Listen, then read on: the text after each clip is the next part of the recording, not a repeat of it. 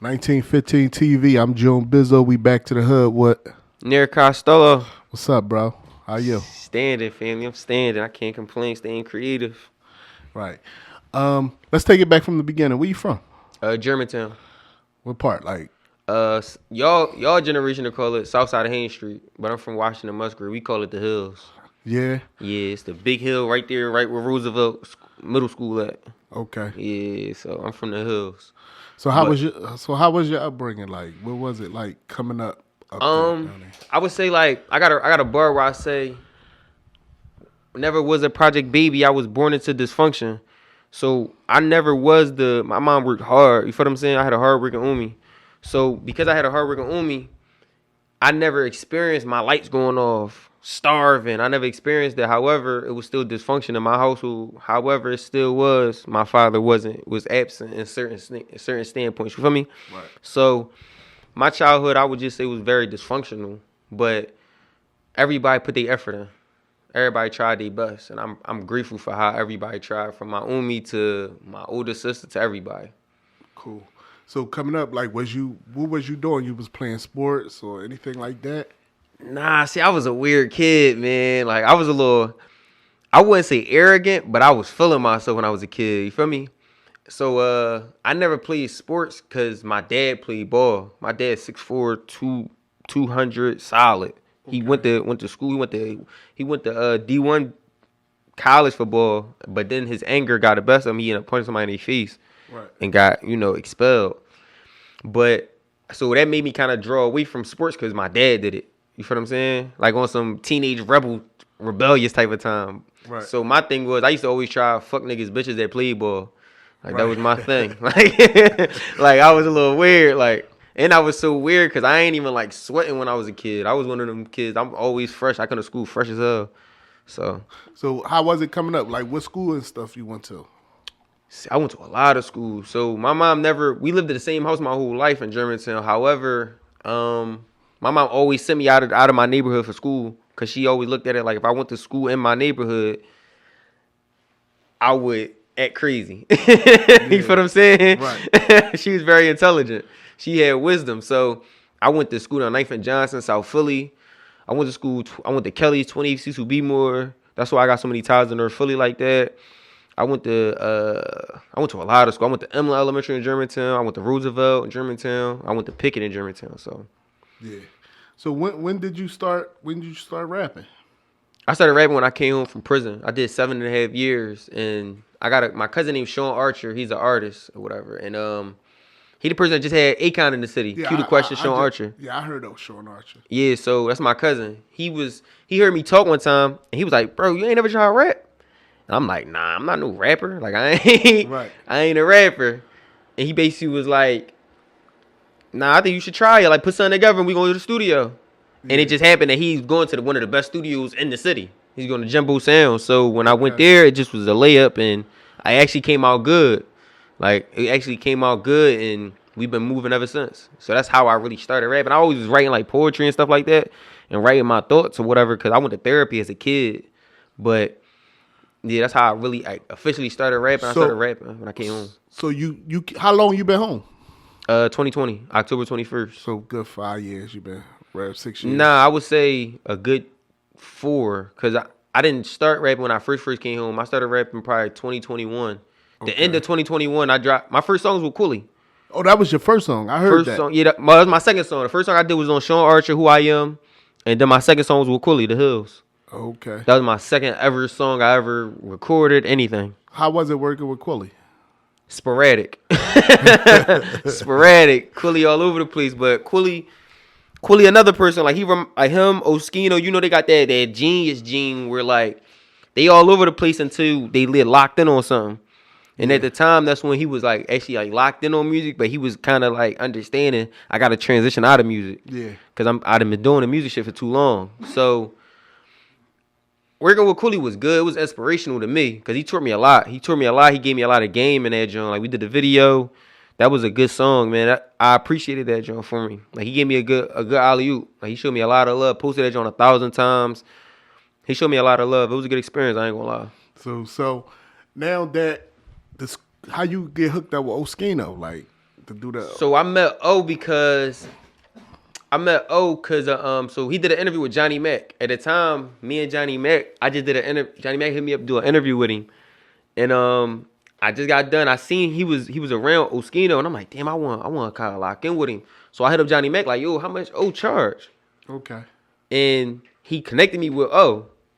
And when he connected me with O, me and O been locked in ever since. He told me come drive real far one time. I guess he wanted to test to see if I was gonna do it or not. Yeah. He made me drive like an hour and a half to come to him. I drive an hour and a half. Lock in. What do we sit in the car? He told me, all right, play your best 4 songs. Okay. So I'm like, all right, cool. I play my best 4 that I had at the time. He like, all right, cool. He like, all right, I like this joint. I like this joint. All right, I see you. I'm like, damn, that's it? The fuck? I'm like, the fuck? I'm like, yo, I'd rather pay you. What the fuck? Because he kept saying, like, no, I don't need no money. Just I want to see what's going on. Ali, he asked me, you ever told on somebody? I'm like, fuck no. You can check my paperwork. I'm solid. I'm stamped. Right. He like, all right, cool. He like, you good in your hood? I'm like, yeah, for sure. I don't really be in my hood. I'm a grown-ass man, but I'm still good out there. I can still drive through, go to the corner store. Ain't nobody going to bust me in my head. Right. And he was like, all right, cool. I leave. He called me like probably like 3 days later at 3 o'clock in the morning. Oh, a night owl. 3 o'clock in the morning. He like, yo, send me 2 songs. Send me 2 songs you want me to get on, and we gonna see how it go. I sent him a song I got called Immortal Art. I sent him the beat though. I had a song called Immortal Art, and I sent him the beat for I Know. Join with me, Rada, Oschino, and we've been locked in ever since. Okay. Locked in ever since. So you linked up with Rada around the same time? Yeah, I reached out to Rada because one of my childhood friends, I don't know what they call it. You know, I came home, everybody got different nicknames, but I had a childhood friend that would be around Rada. So he had like connected us or whatever. And that's how I ended up like locking in with Rada for that song. Okay. But yeah, that's how that joint went. So your tape is not a bunch of features though. Nah, so the joint you talking about right now with Rada and O, because I had O on my first album twice. Called Convalescence. Convalescence mean like a sense of healing. That was my first album. You feel what I'm saying? So this new one is your second album? This is my second album. Oh, okay. Yeah, this is my second album. Unseen Potential is my official second album. First album had like 18 songs on. I had Vac on there. It was me, Vac.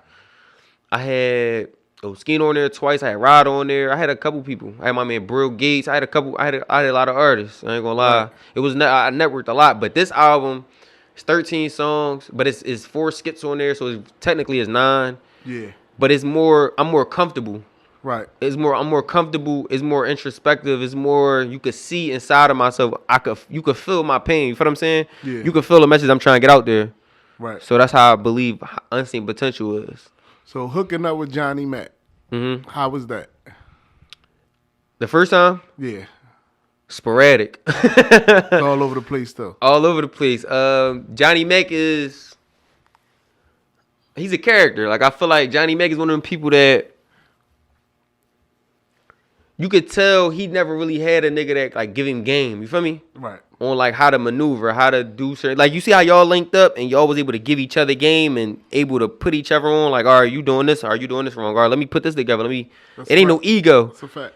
I believe with Johnny Mac, it's ego. Like you can't really talk to him or tell him nothing. But with Johnny Mac, I come pockets out. Like I'm not a handout type of nigga. Right. Especially if I know you got a bigger platform that I could benefit off of. All right, cool. Let me know your price. And when we first started linking, he like, no, I don't really charge people. I just do the interviews on Instagram Live. And I'm like, bro, I don't want to do no interview on Instagram Live. That don't make sense to me. Yeah. I'd rather do it on YouTube. And then we could get our algorithm together. We could chop this joint up. And I'm giving him game like this. He like, damn, like, didn't you just come home?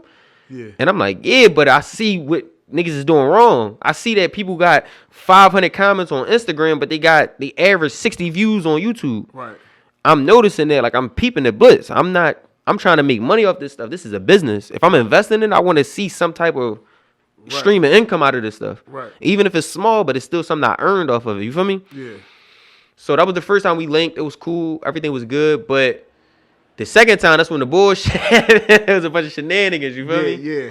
So what? Take me back to that. So on the phone call, that text thread. That was the voice note. That was a voice note. Yeah, he was lying saying it was a phone call. Yeah. He high. Yeah, so he was like, he didn't want to post the song because Oschino was on it. Like, what? That was last minute though. So we did all right, mind you, me and Johnny Mac been planning this interview. I'm a person that plans shit in advance, like way in advance. Me and Oschino did our song in 2024. We recorded that song 2024 October. I didn't put it out until November 2025. Okay.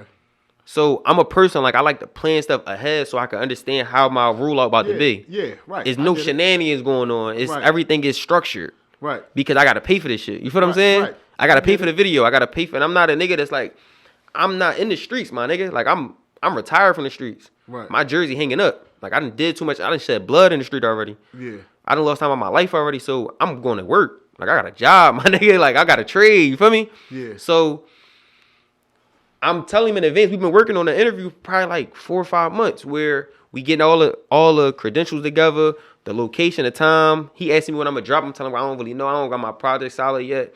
Then we finally end up locking on time, and I'm telling him like, all right, listen, the same way I told y'all before we do the interview, I want you to listen to the album so we could talk about the album. Yeah. So in the interview, we're talking about the album. You feel what I'm saying? So not to be long-winded, but when we do the interview, we did the interview October 7th. We did the interview October 7th. He didn't text me that, mind you. He had my album months in advance. Right. He even complimented me on the song with Oschino because he kept saying, damn, I ain't hear old rap like that in a minute. You bring that shit out of him. Yeah. So for you to say, give me compliments like that, and then out of nowhere you say, oh, I ain't fucking with send me something else. That shit don't make sense. Right. And you know I'm shooting a video for this song. This is the song I'm pushing the most because I got Oschino in it, and Oschino doing every interview possible. Right. So why the fuck wouldn't I be promoting that? You did some backward business shit. You did some emotional shit. And even in the interview, even in the message, I'm like, bro, this is emotional. This is business. Fuck that emotion shit. Let's get money. Right. So that's how the kerfuffle went.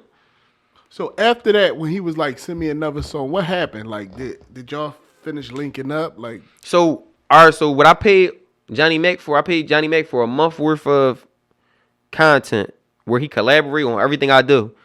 So, and that was part of the interview.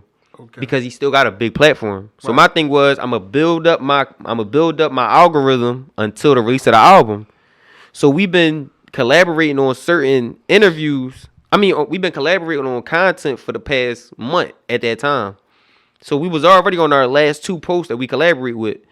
So I'm like, all right, since we on our last 2, one of these ones I want you to put Oschino, because Oschino just I told post the clip of your verse, post 10 seconds and see how that joint do. It hit 250,000 views in 4 days. Right. So like, yo, so I see that Johnny Mac post that joint. You feel what I'm saying? Yeah. So if somebody say like, damn, if that's like, all right, I'm doing this podcast with y'all. If O just posted something that went viral, I'm gonna tell you to post it as well, cause your followers gonna see this too, and it's like, damn, they're working. Right. You get what I'm saying? Right. It's more audiences looking at that content. Yeah. So when he say send me another song, I'm like, bro, it ain't no other song. What are you talking about? Right. Like, what you mean send you another song? Why he couldn't just, if he had a problem with why he couldn't just cut open? Where did the problem come from? Because you heard my album initially. If I'm telling you building up content, mind you, if you look on my page, it's a clip where I'm talking to Leak Moss. Right. It's me, Leak Moss. We at Batcave Studio. It's me, Leak Moss, and a couple other people in the background. On there, it got Oschino face on the. It's a collage I put together. You got Oschino face on the top corner, and you got me and Leak Moss in the left corner, and then you got us in the studio. Right. He collaborated on that. Yeah. So how the fuck can you say you don't collaborate with, you not posting on your page, but you post that? Right. That don't make sense. It don't make sense. And this is a week later. That don't make sense. Yeah. How can you say you collaborate? You don't want to post. But you had. But he collabed. Yeah, don't make sense. That don't make sense, mind you. But how can you say that? But you just posted when O was going at Garcia. Right. That don't make sense. You got to be high, my nigga. This is an after type of situation. Yeah. It's 3:00 in the morning. I'm in the living room. That whole text was 3:00 in the morning? Yes. Okay. That changed the narrative. It wasn't no phone call. Me and Johnny Mac don't talk on the phone.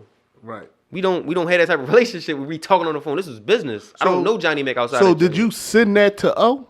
No. So this how it happened. So O seen that Jones was going up on his page, and mind you, at this time I'm dropping my album. So I'm dropping my album November 11th.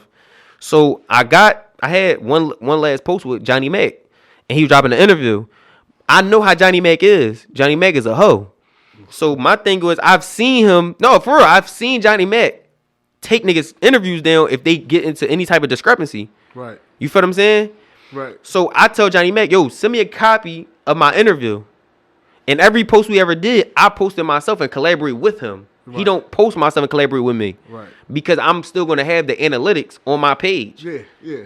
Even if he try to like take that shit down, he can't. So you told him to send a copy of the interview to you. For sure. Because we transfer. Okay, I get it.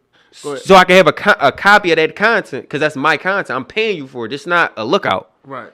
You see what I'm saying? If this was a lookout, I can't say nothing because I didn't contribute to this investment. I get it.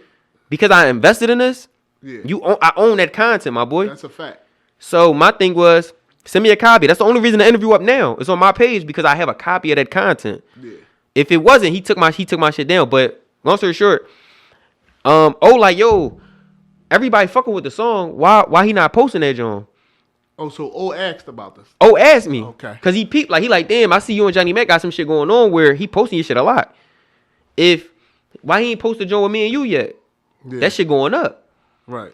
I'm like, oh, he said he not fucking with you. He told me he not posting that John because you on the song. Oh, so O brung it up. That's why it came out. Right. Okay. It's me, CO Nafis, and O on the phone. Okay. Me and CO Nafis talking about it at first, initially. And CO Nafis like, yo, what's up with the nigga Johnny Mac? Why he not posting that John? I'm like, man, I guess he said he not fucking with O. So he told me send him something else. Yeah. He said, what? He said, why the fuck he say that? I don't know. He just posted a joint with me and O in it. Where O face on there, John. But he posted that, but he's saying out of nowhere he not fucking with. He said, O ain't talk about him though. What is he talking about? I ain't hear O. Before that, I didn't hear O say anything about Johnny Mac. So he like, so CEO Nafis like, yo, hold on, let me call O. So he called O and O like, yo, did you ask me about the Johnny Mac shit? Why Johnny Mac ain't posted? Because I guess CEO Nafis and O was talking about it before initially. Right. And I guess they brung it up, and then they asked me finally. You get what I'm saying? Yeah. So like, then what's going on? I'm like, he said he not fucking with you. Oh, he said he not fucking with it. You feel me? Right. And like, what? That don't make sense. My page bigger than his. Right. My content do more numbers than him. Right. I don't need him. Right. If anything, my shit going. This is something positive. I'm not even going at nobody. So why the fuck when you want to post music and content? But you will post messy shit. You just post shit with me and Garcia. But at the same time, it's not even old content. For real, O just a feature. It's your content that you got business and going it's business. Right. You feel what I'm saying? Yeah. That shit don't make no sense. It don't make no sense at all. This is some shit a drug addict could do. Right, yeah. It's some rehab shit. Yeah. So it's like, so O like, what the fuck? He like, I'm like, yeah, I even got the recording. I got the recording. Listen to this shit. Yeah. He like, he sent you that in a voice note? What the He like, all right, I got him. I'm going to cook his toast. I got him. He said, I got him. Yeah. He said, since he want to act like this, I'm going to show him how to turn somebody up. Yeah. Since he want to try to shit, because it's not going to hurt me. This going to hurt you. Right. Because at the end of the day, I'm solidified. Right. You're still an artist that's trying to make yourself. You feel what I'm saying? Yeah. So why would he try to shit on that if y'all already had business already together? Yeah. That don't make no sense. Right. Even if I don't fuck with somebody, if somebody paid me to do something, I'm gonna do it. Yeah, it's a breach of contract. You know what I mean? But because he a hoe and I seen him do hoe shit, I know to control my content with him. Yeah. That's the only reason I got copies of I got my own photographer to come up there. That's why I got all my own pictures. When that interview first came out, it was on his page. For sure. It ran up 7,000 views in the first, I think, 6 hours. And then it was gone. Because he deleted it. Because O started going at him like, why the fuck is you hating? Yeah, but on that interview where he had on Keep It 100 podcast, he said the interview's still up, and I'm like, the interview's still up. So the reason he's saying that, right? This is how you know he a manipulator. He a drug addict. You feel me? Like my aunt is a crackhead, Right. So I know the tendencies of drug addicts. Yeah. You feel what I'm saying? Yeah. They manipulate shit. Why you steal my socks? Oh no, it was a hole in it. So I sold, like he do shit like that. So he's saying that to try to manipulate. The only reason he's saying it's still up because he tried to strike my shit. He struck Oschino page. He put a strike against Oschino page on YouTube. That's suckers. Where O couldn't post for a week. Yeah. Even though he said O was fucking with trannies and all that shit, O ain't never go at him or strike his page. So he had O up for bullying. Basically on YouTube. Yeah. He tried to do that on my page, but he couldn't because I I put a copyright in for the content already. You did that? Yeah. On YouTube? Yes. Okay. I put a copyright in. So what you do is you extract the sound and you put it up on you gotta, I don't know if y'all know, but you gotta register with BMI first. Right. And then you take that content, you take the sound off, extract the sound. A lot of people don't know that's how you do podcasts. He giving y'all game. For sure. You extract the sound and put it on DistroKid. Right. DistroKid will then put a copyright on it. Right. But you tell DistroKid, I don't want this out as a podcast. Right. Then put it on YouTube. Now it got a copyright on it. So he can't do shit about it because it's my content now. Right. And I got the business of it. Right. And the receipts. So you can't do shit. So when he's saying it's still up, he think he's slick. Right. But it's not him that making it still, it's me. Because he tried to put a strike against my shit and it got turned down. Yeah. You feel what I'm saying? That was a good move. I ain't gonna hold this shit chess. Yeah. And I'm investing in this shit. This shit not no game to me. Yeah. Like all this music shit that I'm doing, I'm not doing it. I'm not one of the people that's doing oh no, this shit a habit. I'm really a dick. No, bro, I really love this shit. Right. I done spent times in the studio where I could have been later with my kids. And then when they do put a strike on your chair, it lets you know who it was too. I'm not sure. The only reason I was able to find out because I'm not gonna lie, he did the same shit with O. Okay. So with my joint, it didn't say who said it, but when he did it with O, it said who said it. Yeah. Okay. Because it didn't work. It didn't work. It didn't work with you. That's why it didn't come. Right. Okay. For sure. It didn't work because I already copyrighted my content. So when they looked at it, they like, how the fuck can you strike that? Yeah. And you took it down off your page. That don't make sense. And you got my song in the background of your joint. So that's another copyright on my joint. Yeah. So it's nothing he can really do. So now he can't even upload it back. No. Not without my say so. Damn. See? He working for me.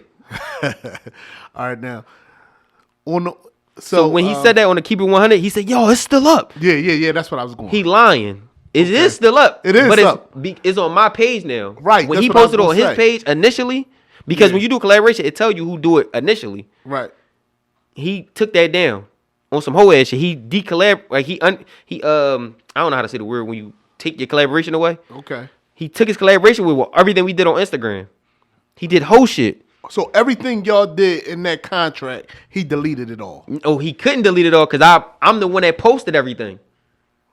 So let's say, all right, me and you doing this, right? You put up clips. Yeah. If I post a clip, if I tell you, yo, send me the clips, I'm gonna post them joints on my page first, and I collaborate with you, you can't delete it. Yeah, because it's only thing content. You can do is you can unshare it. Yeah. That's what it's called. Yeah, unshare it. Yeah. You can unshare the collaboration. Right. So he couldn't do nothing. He couldn't delete shit because I'm the one that controlled the content. And you can unshare it, but it'll still be on my page because it'll still be on your page, and I would still get notifications. No, you're not. You're not going to get notifications because you unshared it. I unshared something. No, I just took it down. That's what okay. Yeah, because if you unshare it, you're not gonna get nothing. Right. But I still get the analytics. I still get the content. I still got the comments. I still got everything. I mean, yeah. So he don't. Damn, Johnie. He don't know what the fuck he doing with this shit, and I really know what I'm doing with this shit. You feel me? Yeah. You can't play games like that with a nigga that really understand what he doing. It's not. I'm not high, bro. I don't get high. I don't drink. Right. So you can't play that game with me, bro. Right. I say Bismillah before I eat. Right. You can't play that with me. Right. Like I got knowledge. You don't know the game. Like you supposed to know before you speak. So did y'all talk anything after that though? Like No, so he texted me. He was like, "Yo, I called him." No, I'm lying. He called me. I was in a maze. I was praying Lord. Yeah. So when I got out the joint, I'm like, "Yo, you text me?" I'm like, "Yo, you called me?" I texted him. He ain't respond. I tried to call him. It went straight to voicemail. I'm like, oh, this nigga just blocked me. He a hoe. I'm like, oh, he must be mad. And that's the last thing I ever heard from him. Last thing I ever heard. So he called you to block you? He called me, but because I didn't answer because I was praying. So when I got done praying, I said, Lamar, I noticed my phone. I'm like, oh, snap. Johnny Mac called me. Let me try to, I text him first, like, yo, I'm in the masjid. Like, I can show you these joints. I text him, like, yo, I'm in the masjid. Hold on.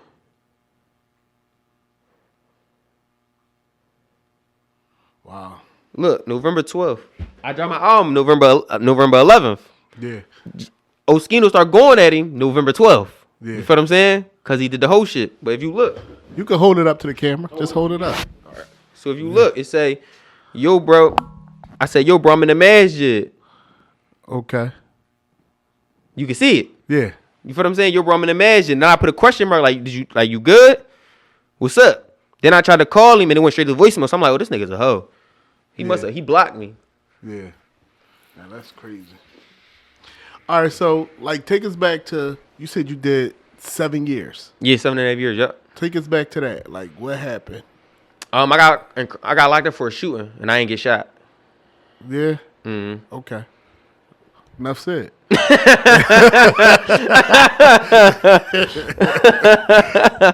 You feel me? You was 15? Like yeah, I was 15. It was 6 days. It was Sunday. I turned 16 that Friday. Okay. So it was 6 days before my 16th birthday. Yep. I was 15. You got sentenced to how long?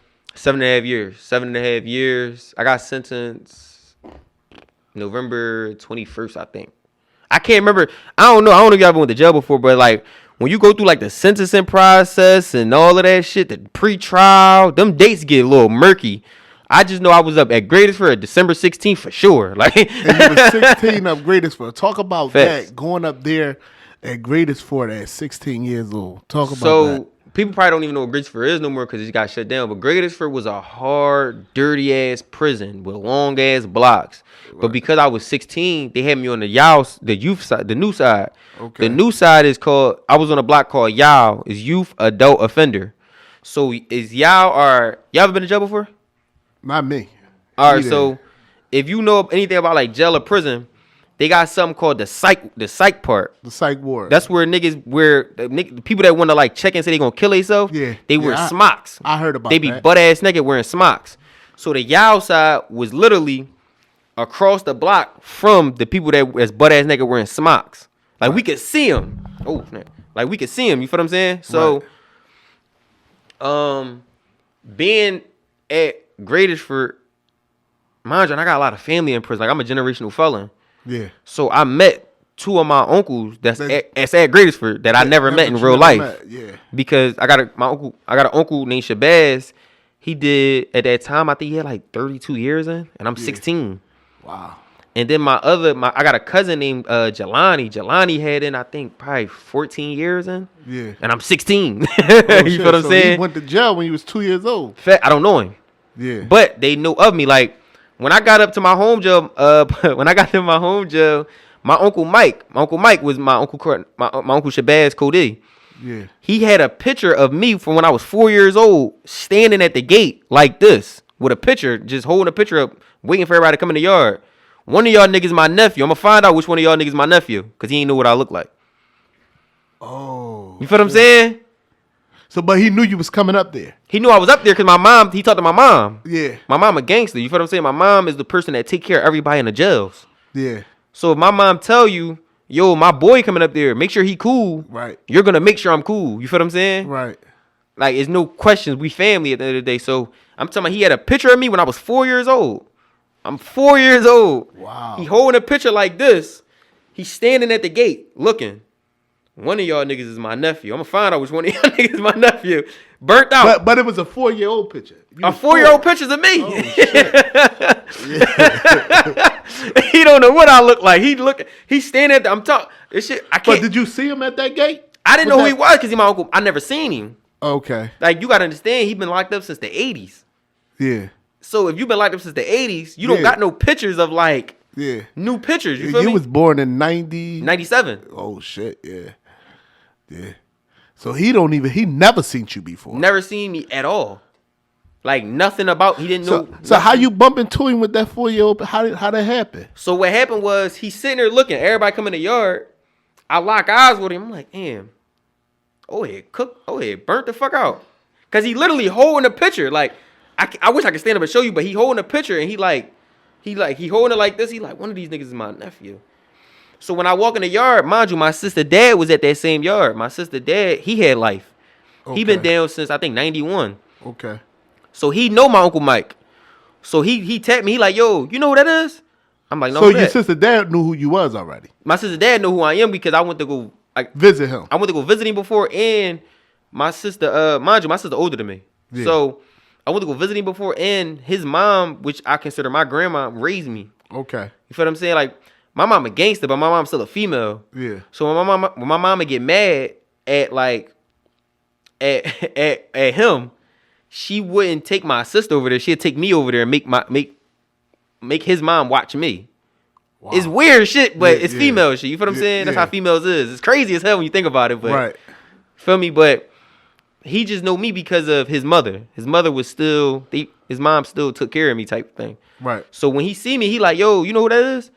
I'm like, no, who that? He's like, that's your Uncle Mike, man. That's your grandma and brother. Oh, shit. Hey, Mike, come here, Mike. This Munir. You looking for Munir? He like, yeah, why the fuck you walk past me like that? My uncle burnt out, bro. Yeah. Like, my uncle cooked. Like, yeah. I got a voice recording of this nigga on January 1st. Like, so he said, why you walk past me? Like, you knew who he was. Like, I knew who he was. Like, I'm out of pocket. Like, I'm wrong. Right. The fuck is wrong with you, man? You ain't see me standing there? I'm like, I ain't know who you was, Uncle Mike. I'm sorry. Yeah. You're like, hey, man, you my nephew, nigga. You better know who I am. Yeah. You are? Yeah. I'm like, yeah, I'm good, Uncle Mike. I'm good. He's like, you got a knife? I'm like, what you talking about, Uncle Mike? No, do you got a knife? You got plexiglass. These niggas act crazy in here. We put that plexiglass in their face. Damn. We don't play with these niggas up here. Yeah. I'm like, all right, Uncle Mike, I appreciate that. I understand. I ain't got no plexiglass. I'm going to make sure you got some plexiglass. So you did the whole bid with your uncles and stuff? Yeah, I did majority of my bid. So I was at Pine Grove at first. Then I got transferred out of Pine Grove, and then they sent me to Mahanoy. And that's where I met up with them. So they say that when people come to Greatest 4, they ask them when you want your body shipped. Did you get that question? Yeah. Damn, how that feel like at 16 hearing that question? It was scary as hell. Your heart dropped. Because it's like, damn, this shit real. Niggas really die in this joint. What you mean where I want my body sent? No, they really ask you. They ask you where you want your property shipped if something was to happen to you. If a casualty befalls you, where do you want your person's shit and where do you want your valuable shit? That's how they ask you. Damn. That's how they ask you. 16 years old. And I still remember that question. Facts. Damn, man. That's crazy. That's a crazy joint. And I've seen people die in that joint, bro. Yeah, I've seen people die that was young. I've seen people die that was old. I've seen an old person die on a walk, and like they say he had like 72 years, and he just looked so happy to die. Wow. Like he was tired of being in there. I done seen people write on they DOC jackets, "Do not resuscitate." Damn. So that if something happened to them, they just want to die. They don't want to come back. Like, let me die, bro. Y'all got your life. Let me die. Wow. So was you in the cell with any of your peoples or? No, I don't do cellies that I know. I don't do cellies that I'm family with. I'm a little cooked in the head. Like I don't. Why you don't do that? Cause like when you got family that's your celly, they feel entitled to have everything you got. Okay, I get it. So like I done seen some people, they put all their food together, they put everything together, and it makes me uncomfortable. Yeah, I can believe like that. I'm a little cooked, bro. I ain't gonna lie. It's like I'm crazy because that's how I would feel if I was in jail. I wouldn't want to eat with nobody. Like I wouldn't. Nah, but I was weird because like I'm not really a friendly type of dude. Like I know how to socialize, obviously, but like I don't know how to. I was raised like by myself. My sister 8 years older than me. My little brother 12 years younger than me. Damn. So I'm really like an only child for real. So I don't know how to like be buddy, gang member. I don't know how to do that. Yeah. I'm not a nigga that ever was in a gang or a group. None of that shit. I was always Munir. Right. You feel what I'm saying? So like when it come to like stuff like that, I never was a person that ate with people. I was a person that wore a robe and state boots to the shower. Right. You feel what I'm saying? Like I wasn't one of them friendly type of dudes. I do all my own shit. So I never wanted to live with my family because when you live with your family, it's like you got to accept them for their misfortunes. Right. I don't want to do that. Right. I used to have a sign above my toilet that said no smoking, no homosexuals, and the rats. That's what you had in your cell. Yeah, because I used to, when I go to work, a CO will put anybody in your cell. Yeah. So you need to know the rules of this, and you gonna see it about this toilet because everybody need to use. Everybody gonna use this toilet, bro. So do the CO obey your sign? It don't matter. They gonna obey this sign, cause somebody gonna go to the hole. Okay. Yeah, I ain't. So did you ever come in the room and somebody was in there that you ain't like in there? Nah, everybody always. This either they said, or I'll be out in 2 days, or they hit me with the no. I ain't. I'm cool with all that. I follow the rules. Okay. Old to young. Like right. I ain't gonna lie. I don't. So the first person in the cell make the rules. I wouldn't say yeah, because it's they cell, but I would say yeah, but you got some people that come in the cell and the person that was already in there don't really give a fuck. Right. They don't really have no structure. I'm a structured person. Right. So I gotta pray in this joint. So these floors gotta be waxed, bro. Yeah. We not doing no piss. We not standing up when we piss. You going on your knee, gang. Yeah. When you gotta go to the bathroom, make sure I'm not in here. Hold that shit, bro. Like I was like a little radical. I ain't gonna lie. For real? Yeah, I was a little radical. So if they gotta go to the bathroom, they gotta tell you like, yo, I gotta go to the bathroom, bro. Yeah, but that's courtesy. That's common courtesy. Okay. Cause like you not just about to get up and just shit, and I'm just sitting there. Yeah. You don't want to shit. So you gotta like we roommates, technically. So if we roommates, you gonna tell me like, bro, I gotta go to the bathroom. Like you could step out. Yeah. Cool, I got you. That's easy. All right. It's all communication. We men. All right, so let's get into Unseen Potential, man. Facts. We gonna go down the list of the songs, and then you want to tell me the process of those songs and who I got you. All right, let's go.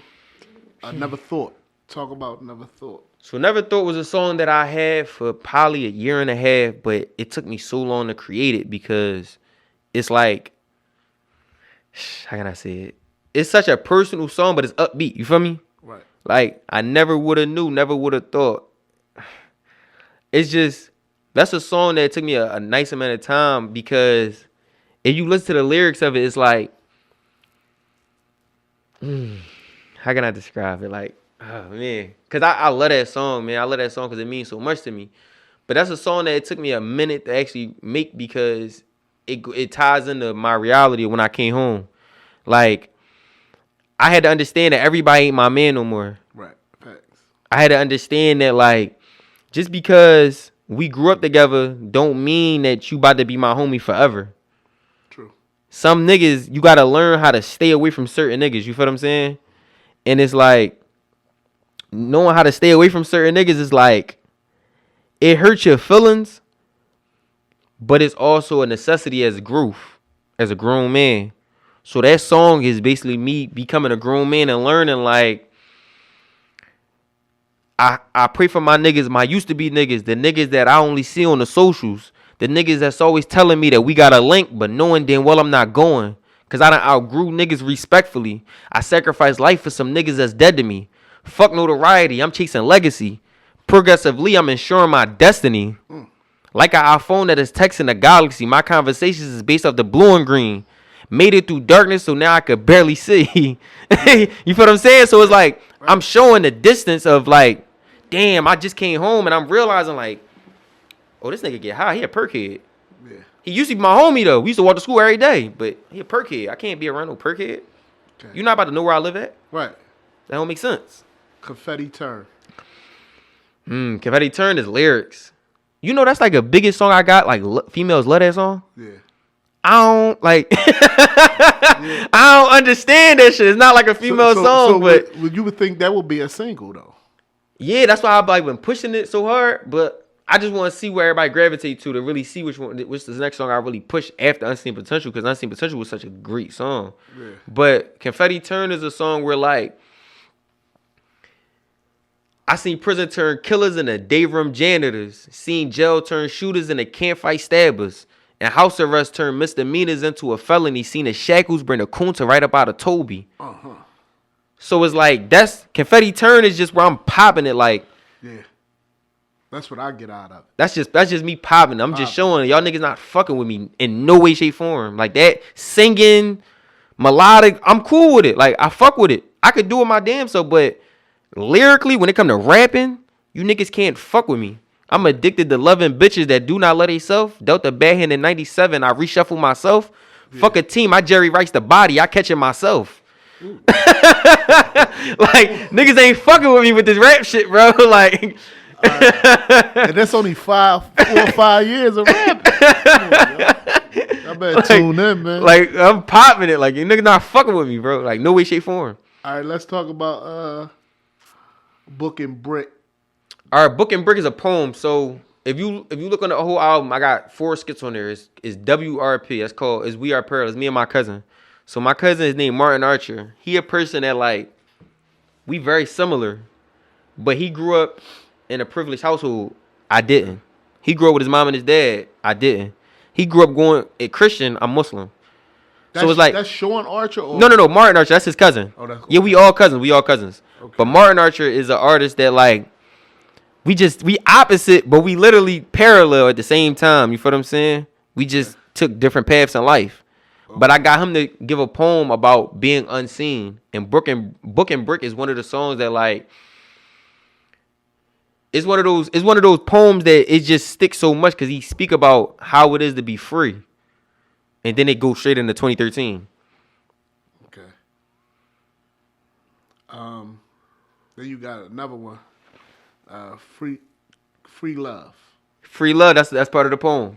That's the same thing. Yeah, that's part of the poem. I just broke the poem up and put it in different genres. That's what I was going to say. That's like a continuum. It's a continuing poem, but I made that to narrate the whole album. You feel what I'm saying? So that We Are Parallel, I wanted it out. All right, so Unseen Potential is a story. Okay. It's a theme album of how it took me so long to realize that I could be great, but I just ain't see it. Right. And I feel like that about all of us. You feel what I'm saying? It's so much stuff about when you look in the mirror, you might not like. I got to borrow on that song. I got a joint on there called Thinking Man. And I said, you ever looked into a mirror and seen all flaws and get uncomfortable when everybody give you praise, daps, hugs, love, got you in your head questioning if niggas genuine in cosmetology, hairline, and me. So it's like, I'm showing that when you look in the mirror in yourself, you see a pimple on your face. Right. But you don't see like, damn, I'm a handsome individual. You don't see your eyes is a certain way. You don't see that your lips is a certain. You don't see certain things that's good about you. You just see the negative. Right. So Unseen Potential is showing that it was so much negative that I've looked at and wasn't able to see. I'm a great father. Yeah. I'm a great man. Right. I got morals. I don't get high. I don't drink. I don't lean on drugs to help me out. Not saying there's nothing wrong with it, but obviously there's something wrong with it. Yeah. You get what I'm saying? Yeah. So. It's kind of crazy because you kind of a little bit of remind me of myself a little bit. Yeah, that's heavy. That's heavy. All right, so, what you mean though? Like, can you elaborate a little bit? Like, break it down. About like what you just said. Mm-hmm. Like looking through the mirror and seeing yourself. Like, damn, you know this. Like I do. I know this little stuff, but then I think about it. Like, damn. Deep down in my like me, I know. Like, damn, I'm a thorough dude. For Facts. Real. You know what I mean? Like, Facts. I know I'm thorough. Facts. Yeah, so, like, that part. And having that's unseen potential. Because that's potential that it took you a minute to get to that point. Right. Because when you a kid, you don't always think you thorough. Nah. You don't even know if you thorough or not. You see what I'm saying? But you want to be, but you don't know. Right. But when you grow up and you really able to see, like, damn, bro, like, I got a homie named Dre. And I said this before. Dre is a person that run marathons. Me and Dre went to Nabaweah school together as kids. Went to the Magic, went to school as kids. Right. Dre ended up being at Pine Grove with me, the jail, the prison. Right. Dre runs marathons now at 30. Yeah. Imagine if somebody would have just put him in position and just had him running track. That's all you need. Sometimes you just need somebody to guide you. Unseen potential. Yep. That's literally what that means. Yeah. If somebody would have just seen like, damn. Or if he could have seen it in himself, like, let me just, you feel me? Right. But Allah put us through what he put us through. Right. Best of planners. So if you could tell your younger self something. Oh, we got to talk about Court and Me on that joint real fast. There's a song on there called Court and Me. Okay. That's a crazy because I was just going to ask you about that. Court and Me is a song on there that like, you see how, like I said, I love rap. You feel what I'm saying? Niggas not gonna out rap me easily. You feel what I'm saying? So, Court and Me is a song that took me a nice little amount of time to create because I'm giving a story of how heartbreak from when I went to prison and how that symbolizes my relationship with my mother. Okay. You feel what I'm saying? So it's like I'm showing the trajectories where it's like, damn, I didn't seen a woman leave me, but I understand why she left. We kids. Like, I get it. I'm going to prison. Like, you can't. How you gonna hold me there? Right. We children. Come on now. Yeah. Even the older women I was cracking is like, live your life. Yeah. I'm not about to be the nigga on the phone. Bitch, where you at? Yeah. I ain't doing a DMX skit. Bitch, who dick you sucking? Yeah. Like, I ain't that bull. Right. I'd rather you live your life. But Courting Me is a song where I'm expressing, like, even though, like, my mom tried her best. You feel me? Yeah. My dad, he tried his best with what he knew or what he could do, because women are women. So I'm just showing that even though our relationship not the strongest, but it made me who I am. Yeah. And I'm a good man. I'm a great man. Right. You feel what I'm saying? And I know I'm a great man. I'm gonna stand on that. Yep. So a lot of people, like you said, a lot of people gotta know there's a lot of unsafe potential in people. Some people just following the wrong people and they can't figure it out. Let's talk about 2013. I love that song. 2013, I think that's the best song on my tape. 2013 tells a story of how I got arrested and how I got in the streets. Not really how I got arrested, but what led up to me getting into the streets. So, you know Garcy? Yeah, I know Garcy. Garcy got a little brother named Rizzy. Okay. Rizzy's my childhood friend. Okay. Like, so you been knew Garcy? Yeah, I've been to Garcy, but Garcy's way older than me, and Garcy went to prison. Okay. You feel what I'm saying? Yeah. So I'm damn near 15 years younger than Garcy. Okay. Or 10 years younger than Garcy, so we not going to be in the same rooms and all of that. But when Garcy came home, I was around Garcy for a little bit of time because I went to prison, probably like a month or two later, because Rizzy little brother got shot. Garcy little brother. I said Rizzy. Yeah, Garcy little brother Rizzy got shot. Yeah. And he got shot around me. You feel what I'm saying? And that's where I had that switch, like, I'm standing on this shit. I don't know how to be a victim. And it made me uncomfortable that a nigga could say I'm a victim, even though I ain't get shot. It made me uncomfortable. And I don't like being uncomfortable. I'm a man. You feel what I'm saying? Like, I can't live with being uncomfortable. So 2013 is telling the story of how which started me jumping off the porch and missing the steps and landing in the streets. That's what 2013 is. 2013 is the year I got arrested. Yeah. So it's showing my mindset of how I had so much going on and I had so many people. I'm bumping heads with Umi, so she kicked me out. You feel what I'm saying? Like, it's just showing so much. It's a story, bro. That song in itself is a story. Like, I love that song. And it took me so much to put that song on there because I love that song. That's one of the songs that I love for me. Yeah. So 2013, that's if you want to understand who Nir Costello was, who Munir is, 2013 is the song. And that's when you got sentenced. 2013. Okay. All that happened the same year. Rizzy got shot. A month later, I was in prison. Yeah. For a shooting I didn't get shot. That was a good year for me too. 2013. That was a terrible year for me though. Oh yeah. That was a good year for me, but it was a terrible. That's what I'm saying. So that's what I'm saying. So somebody can be going through it, and somebody can be having a great time at the same time. It's weird, right? All right, 2013 is when we started the Chiefs, the youth sports organization. That's heavy. Yeah, you got a sports team? Yeah, I got a youth sports organization. I would love to be a part of that, John. Sponsor, whatever. I'll let you know. Yeah, we got to exchange numbers. I would love to be a part of that. I want to do anything, bro. I talk to rec centers and everything because I know how I feel to be 15, go to prison and stand, and I ain't tell. Yeah. You know, these boys get on the internet and say, I was only 15, so I didn't. My mom made me tell. Like, with that being said, do you think everybody? I think people shouldn't go to jail. I think this is what I think. I think when you do a crime and you get sentenced, I think you should go to boot camp. I think it should be just boot camp. They had placement, but then people started saying they butt getting touched, so they had to shut it down. They had it when, like, I'm talking about, like, real type army type stuff. Placement. They had it in, like, Vision Quest and all that. Glen Mills, Summit, but that was placement. But that was like kid shit. I'm talking about real boot camp. I'm No. talking about Placement was placement. I never been to placement. But I'm speaking of like placement gave kids the opportunity to still you face your crime, but you still got an opportunity to make it out of this. Yeah. You play basketball, we're gonna put you on a basketball team. You're gonna go against these white boys and see how good you are. Yeah. You play football, we're gonna put you on a football team. You're gonna go against these white boys and see how good you actually are. You're gonna go against these privileged kids and we're gonna see how good you are. Right. That's why I feel like a lot of they call them YNs or whatever. They don't got no placement now. That's exactly what I'm saying. So because they shut down placement, you know why they shut down placement? Because somebody they were saying people was getting touched. No, niggas was lying for money, saying they got their butt played with. Yeah, and it's still going. There's commercials about if you was in Glen Mills. And they don't realize y'all fucking it up because y'all taking away a second chance for these kids, bro. It's a lot of people that went to the NFL off of placement. Yeah, that's true. It's people that really made it.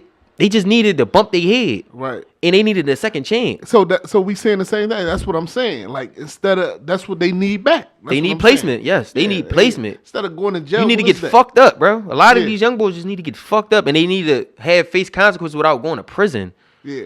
I needed to get fucked up, bro. I needed to get fucked up to the point where somebody showed me, bro, you're intelligent. The fuck are you doing? Right.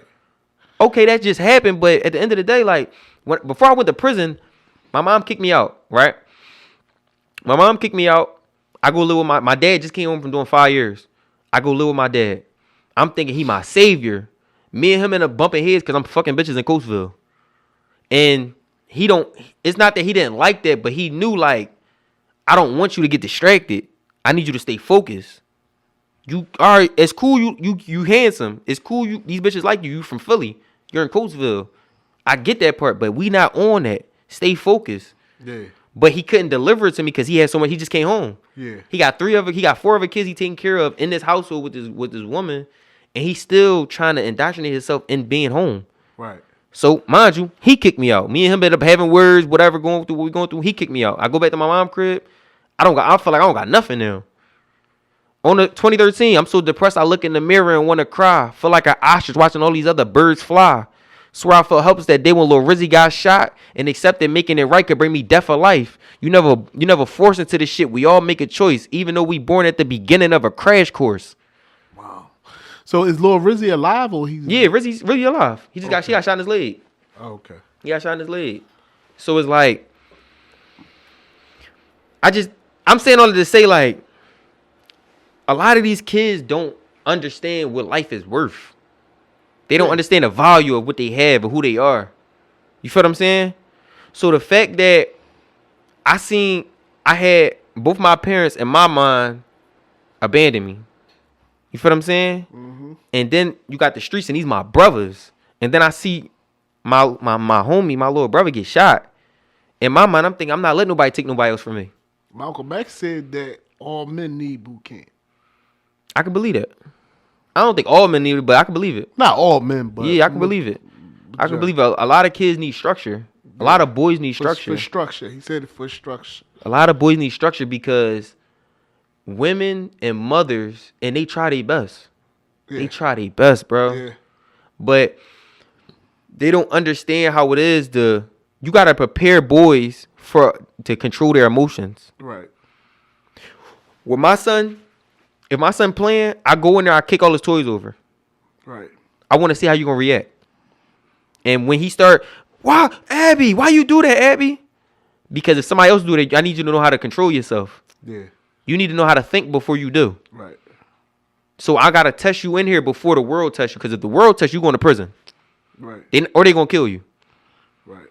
It ain't no like that final exam is where your body getting viewed at. Yeah. That's your last exam. Yeah. That's your final examination. You feel what I'm saying? What's it called? Autopsy. Yeah. So I'm going to test you first. Right. So that's what I do for my son. I test him emotionally. How old is your son? He just turned 3. Okay. But I know he's young, but I'm trying to indoctrinate that in now. That's actually a good age. You feel what I'm saying? Because this is the age where he think he tough a little bit. Yeah. He start feeling himself. He's swinging on me and all that. Yeah. I gotta grip him up. Getting him right before school. Facts.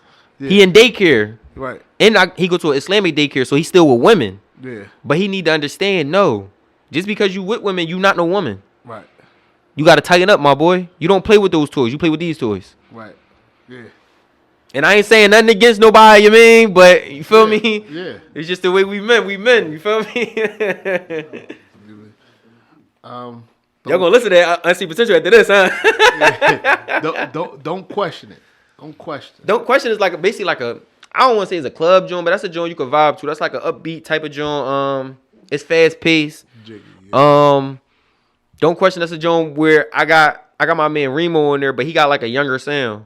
You feel what I'm saying? It's not a drill song. It's definitely not no fucking drill song, but he got a younger sound, and basically we go back and forth on that song. But Don't Question that's a song where if you getting dressed for the club or you working out, that's the song you put on. That's the song you put on. Don't Question. I like that song too. I ain't gonna lie. I fuck with that song.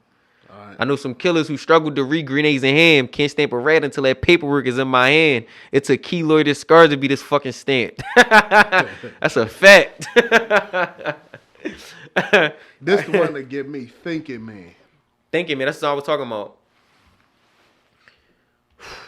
Thinking, man, took me a minute. I redid that verse right before it came out. I had a whole different verse on there. But I felt like my verse was so immature. Because when I wrote the first verse, I didn't go through a lot. I think at the time, the mother of my children was pregnant, which was my wife, my ex-wife at the time. Well, she's my ex-wife now, but she's my wife at the time. I didn't experience too much. But then when I rewrote it, it made it better because it was more experience in it, in my verse. I'm a G that reads letters, bank account is on Caesar Solid. I work more than I sleep. The doctor saying I need balance. Empty cans make the most noise, so the solid quiet. Up, I said front row at Jumu'ah because I'm trying to be more pious. Standing this a lot, but my affairs need rectifying. But thoughts drift on making millions without no compromising my manhood and morals. I would never treat my dad like my dad. I said I would never treat my kids like my dad did his son or his daughter. I said label the loser from you and you a double U was formed.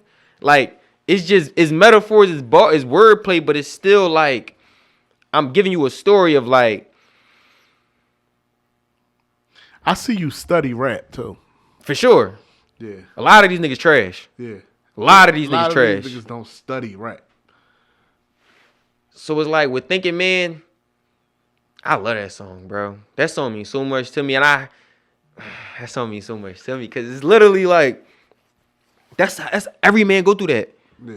Where you not trying to be a man, but you striving to be a good man, and you striving to do everything right, but shit just not going your way. Right. And you gotta try to figure this shit out, like, and you don't have no room for error. Yeah. But you still gonna make mistakes.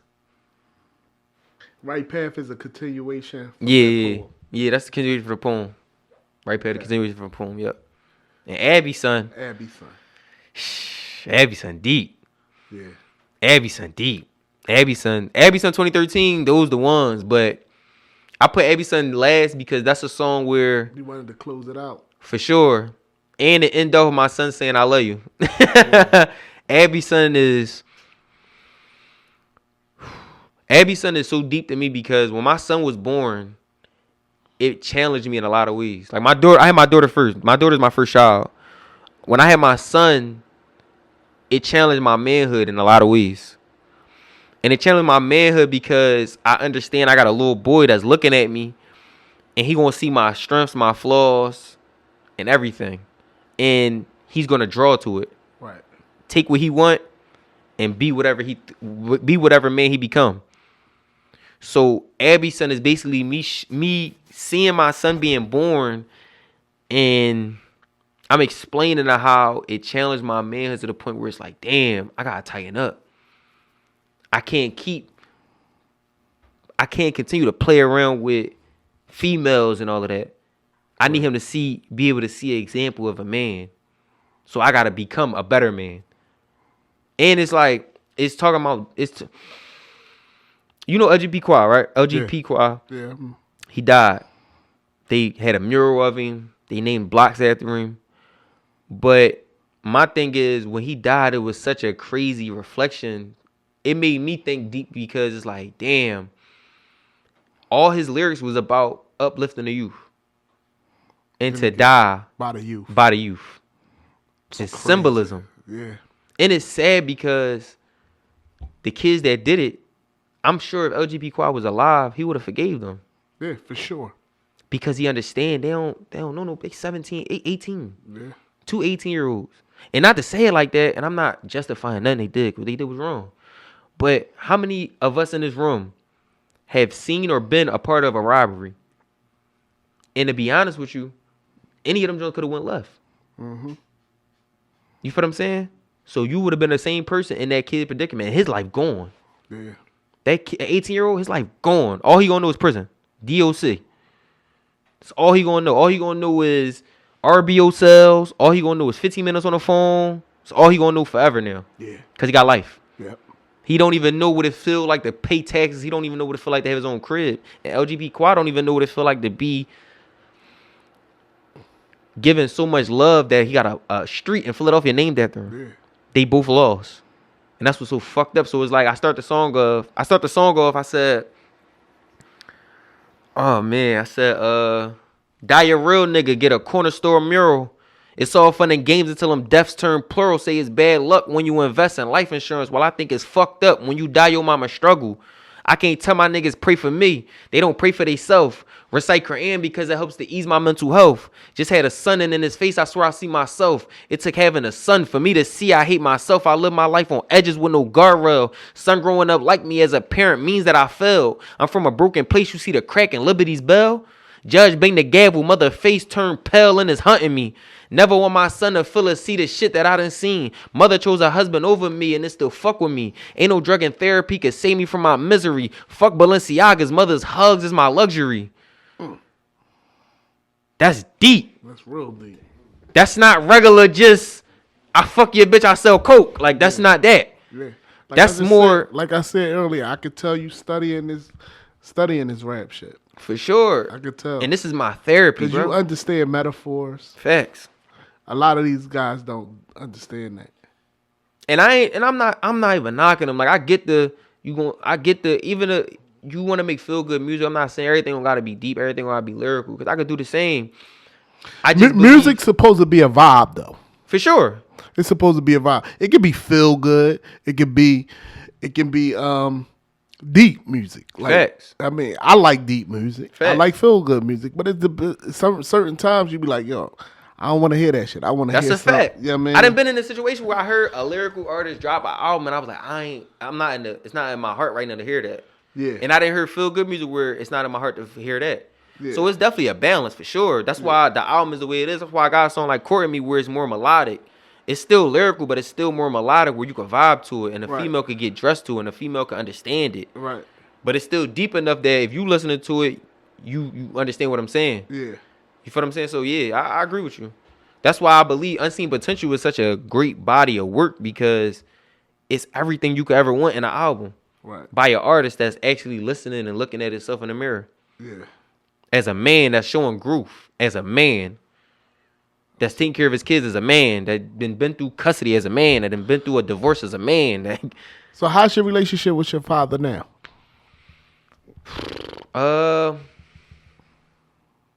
my relationship with my father? I want to think before I speak. My relationship with my pop is very strenuous. Like it's off and on. Like I get an effort to him. I'm Muslim. We don't sever the ties of kinship. Right. So I call him at least once a week. If he answer, he answer. If he don't, he don't. As much as I could do. I give my effort, but I love my dad. I love my dad, bro. That song 2013 end off where I said, I hated Trail Boys in the Hood because that nigga had a father. Yeah. That's crazy. That's crazy. Like, I hated Trail Boys in the Hood because that nigga had a dad, and whenever I needed mines, I could never find his ass. It seemed like time to spend with me that nigga never ever had, and when he did half of the time, he was in my Umi bed, drunk out of his mind, promising shit we never did. I swear to God, I love my dad throughout all the abandonment. I swear to God, I love my dad throughout all the abandonment. That's crazy because growing up, a lot in my generation, everybody said, "Well, Bill Cosby was our TV dad." And funny that you brung up Trey because Trey dad was my TV dad. That's crazy. You know what I mean? But if you could tell something to your younger self right now, what would you say to your younger self? I could tell something to my younger self, like before prison. Yeah. 'Cause, I was young in prison. Before prison, fuck them niggas. To stop yourself from going to prison, what would you do? I say fuck them niggas. You wouldn't. I say fuck them niggas. You don't regret it. No, I'm saying. Oh, okay. I get what you're saying. I'm saying I would tell myself to understand Islam more, and instead of running to the streets, running your Lord. That's what I tell myself, because that's what saved me from going crazy in prison as a kid. Islam. It saved me. Like, people always bid about, damn, I was raised Muslim. You feel what I'm saying? But I always hear people say, I don't want to accept Islam in jail because I'm just a jail Muslim. Or I hear people always say that, but it's not about that. Islam give you, if you name any other, I'm not trying to turn this religious. I'm not trying to preach, but if you look at any other religion and you ask them why they were created, it's always something about the world. With Jesus Christ or something. Not even Jesus Christ, but ask them, as a person, why they were created. I was created to play ball. I was created to rap. I was created to be a father. I was created to... No. You was created to worship your Lord. وَمَا خَلَقْتُ الْجِنَّ وَإِنسَ إِلَّا لِيَعْبُدُونِ. And I created not jinn and men except to worship me. So it's like, hearing that, it gave me purpose. That's why my prostration mark's still dark. You feel me? Right. Because it gave me purpose to understand, like, damn, like, that was my biggest thing when I was a kid, bro. I just felt like I don't got no purpose. Don't nobody care about me. Yeah. Don't nobody care about me. My dad left me. My mom kicked me out. Don't nobody give a fuck about me. So why would I care about doing something to somebody? Right. My mom called me pussy, so I treated niggas like pussies. Right. You feel what I'm saying? So I would just say, like, that's crazy, because we grow up, we take in what we around. I wouldn't even say we take in what we around, because there's some people that's around crazy shit and they still make it and they still stay solid. Me, but it depends on how you take it in. You see what I'm saying? Because I took it in. Okay, I can understand that, but I just look at it like, your environment, it adds to bullshit. It adds to what you go through. It gives the plot character, but it develops character. I say that. It develops character. However, who you are is who you are. If you a stand-up man, when niggas is in a gang telling you let's go outside and do something, you're gonna tell them I'm cool. Yeah. We all know somebody like that. Me. We all know somebody like that. And when niggas was about to do something, they always like, nah, I'm cool, bro. I'm gonna stay in the crib. Right. And you be like, Ma, you bitching, bro. You soft. We all. I don't know if y'all do, but in my generation, it always was one person that when we all smoking, there's always that one person like, no, I'm cool, bro. I'm gonna stand right here. He's still with us, but you feel what I'm saying? So I can't blame the environment. I never understood I'm a product of my environment shit. I never understood that, because a product is some shit that gets sold, bro. We not slaves. We never forced into this shit. We all make a choice, even though we born at the beginning of a crash course. And I'm still swerving for my sanity. I swear that county jailer made a man of me. For responsibility, because we was stabbing shit rapidly. Remember reading letters where bitches say they won't abandon me, and then them phone calls they stopped answering. So did jail make your head so level? Did prison make your head level? Nah, because I'm still not level. I'm still cooked a little bit. But I would say, I'm being honest though. I'm still a little cooked in the head. But I would say, no, me understanding growth made me level-headed. Growth. Being able to look at myself in the mirror and really see who I am and accept who I am. And not look at my flaws, but look at my strengths. That's what made me level-headed. Me understanding, like, I got babies that need me. I got a family that need me. If I go to prison right now, so many people will, you feel me? Yeah. If I crash out right now, so many people will, you get what I'm saying? So, is your family on your mind all day? Your kids? Hell no, nobody on your mind all day, but I gotta put myself first. You are in Islam, right? I'm not trying to turn this religious, but in Islam, you have to pray first. You have to know how to pray so you can lead the prayer. Right. You can't just lead the prayer because you're a man. Right. It don't work like that. Right. So I have to take care of me first. That's a fact. So I'm not doing this because of my family. I'm not saying level-headed because of my kids. Because if you not right, they can't be right. That's not true. But I would say, because I know a lot of people that's not right, but they kids right. I know a lot of women that take their kids to Dubai, take their kids to Disney World, but they live in the projects and pay $300 rent. That's not right, though. So it's not about if you not right, they not right. It's more along the lines of you got to understand what's better. Yeah. You got to make sound decisions. And I'm a person, I'm very calculated with everything I do. So it's like, I know how to weigh it. I'm a man. You feel me? Right. So I know how to weigh it out that, like, damn, why would we go to Disney World? They 3 years old. They not going to remember that shit. Yeah. I'd rather put this money in life insurance and a trust. Yeah. Let that build up. And then we could take some of that money and then do whatever we want to do and go to college or go into a trade. Yeah. I'm in school right now for my HVAC. Yeah. It's dope. I'm not in the streets, bro. I'm not a street nigga. I'm not in the streets no more. Yeah. Fuck the streets. Yeah, that's what I was going to ask you. So how you feel about that Atlanta thing? They rappers, bro. You see, everybody got on, they made a video. You notice, all right, can I say this? Excuse me, I don't mean to cut you off. You notice that everybody that really went to prison, that really did something in prison, they not the top rappers?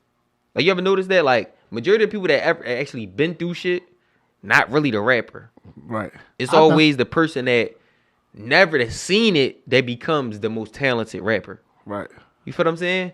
So when you look at a person like, look at Lil Boosie, beat Death Row. Still make good music to this day. Yeah. But he don't got the buzz because he's so real. Yeah. He got morals. So when people say fuck the streets, I'm cool with it. But kids not going to really gravitate to that.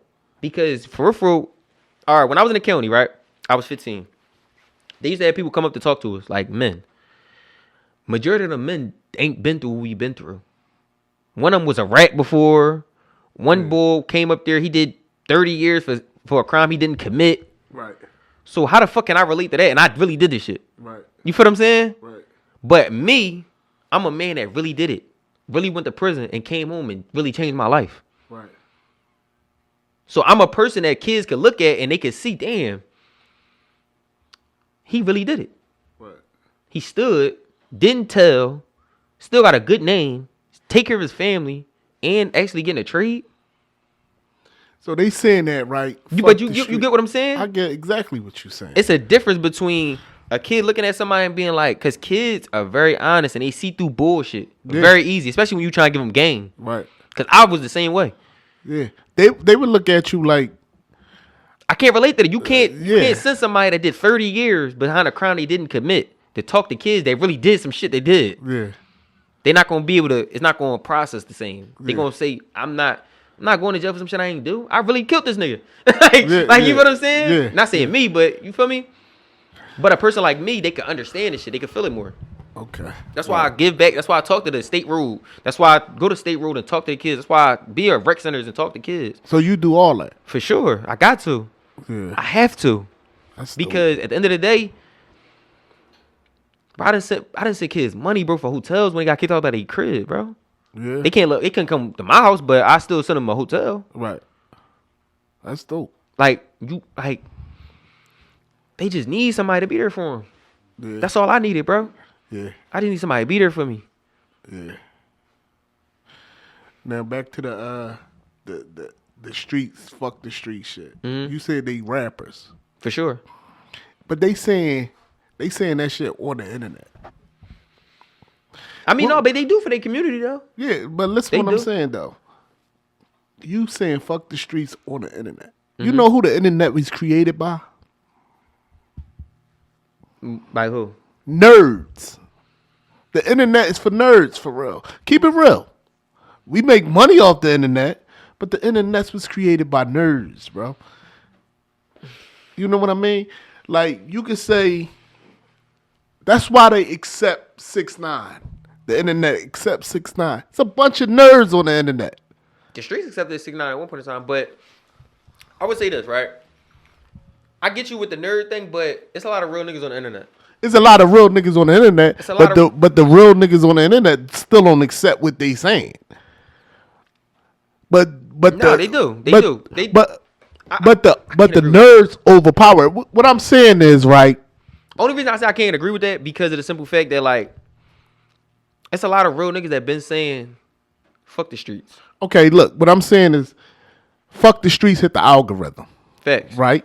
It hit the algorithm. It was pushed. Facts. It was pushed. But it was pushed by nerds. The algorithm niggas is nerds. That's what I'm talking about. Nerds no more. You don't think that? Not no more. Okay. In the last 15 years, that shit changed, bro. It's a lot of real niggas that's pushing the algorithm. It's a lot of niggas that's like street niggas that's making money off internet. Yeah, they is, but I know somebody that got a fake. I know a young boy, right? I'm not gonna say his name, obviously, but I know a young boy right now. He got a fake Instagram where it look like a tattoo page. Okay. And I'm talking about it looked like he do tattoos and he take niggas deposits and run off. But I'm saying all that to say it's a lot of niggas that make money off the internet. Is it? So you say that because I ran across a page like that too. It's a towing company, take people deposits and run off. So it's hard to say. Like that's not how it is no more. Like the nerds don't really run. How I know like that your dude, generation, that's a fact. But my generation and the generation before me and the generation after me, it's a lot of real niggas that's. What I'm saying about what I'm saying Rico though, shit real now. I'm only saying that because you got to realize like those dudes that's behind all those websites, the niggas that's made, the nigga that created Instagram, the nigga that created YouTube, all Facebook, all them niggas is my age. Older than you. Some of them older than me. Fact. You know what I mean? That's why. But be creative no more. Like if you notice, there's no really black creators like that no more. The way it was in the 60s and the 70s and all of that, where they was creating the water gun and they was creating certain things that was influential, the traffic light and the phone, and that's when it was a wave. Like it ain't like that no more because we got so comfortable with bullshit. The more rights we got, it seemed like the more comfortable we got. Like we go political. I ain't gonna lie, we go political. Yeah. But I just think I can't agree with the nerd shit because you don't think the niggas that created the internet was nerds. You don't think that? It's not. I'm not saying that the niggas that's on the internet nerds. I'm saying the niggas that created the internet. Niggas gotta be nerds to be able to win on the internet. You gotta have some type of nerd in you.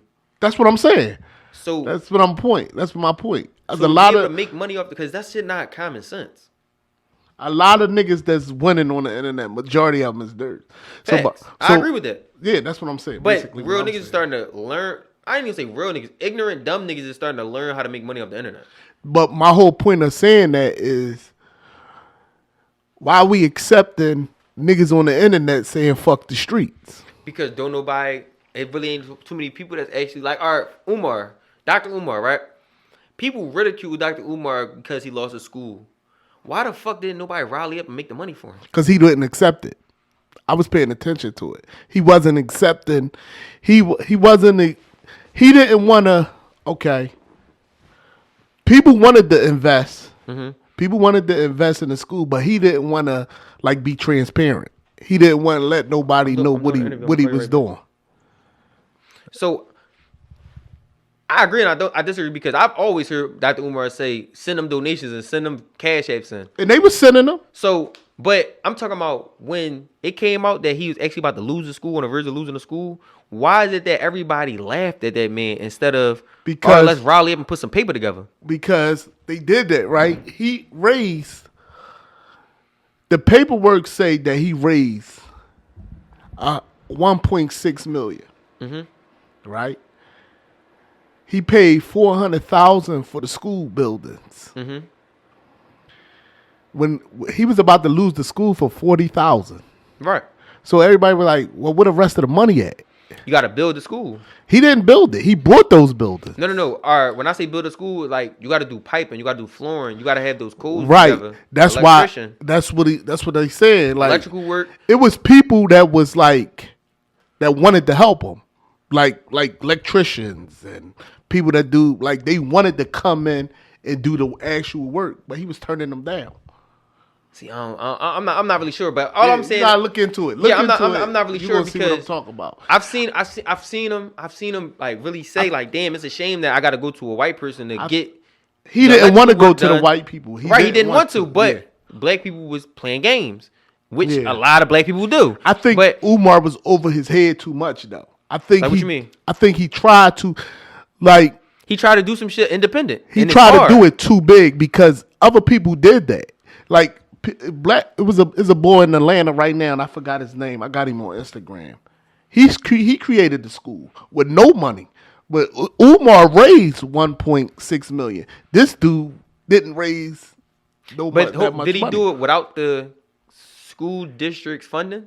Because that's the difference. Yeah, he did it. Because Dr. Umar said he didn't want that. They did the same exact way. Because the reason I say that, because I remember Dr. Umar was saying basically, like, if you look at every celebrity that has a school, LeBron's school, they got school funding. They didn't go through their own independent. Like, I went to Nabuia. Nabuia has its own funding. Yeah, they're not through the district. So basically, it's technically a private school. That's what they all of them is. It was 3 people that tried to help Dr.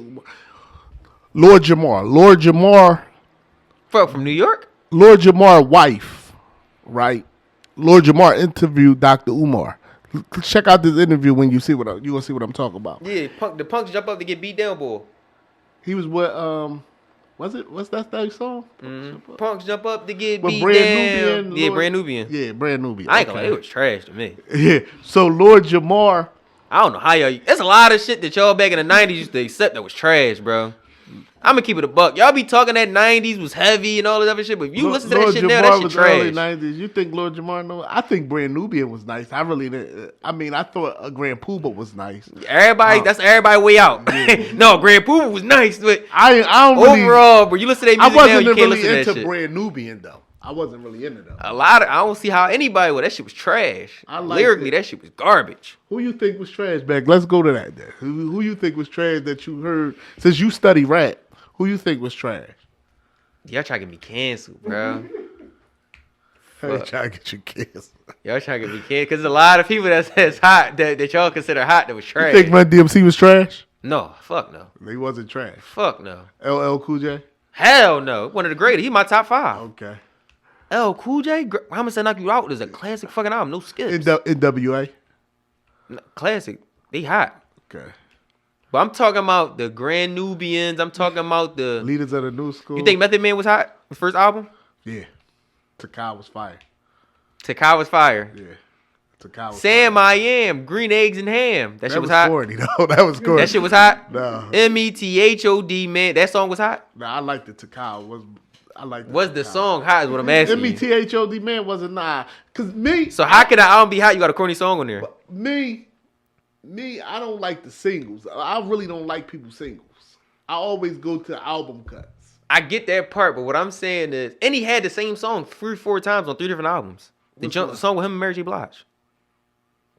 He didn't have it on those 3 different Yes, albums. He did. That song, the first version of that song was on Takao. Yeah, it was on without Takao. Mary J. Blige.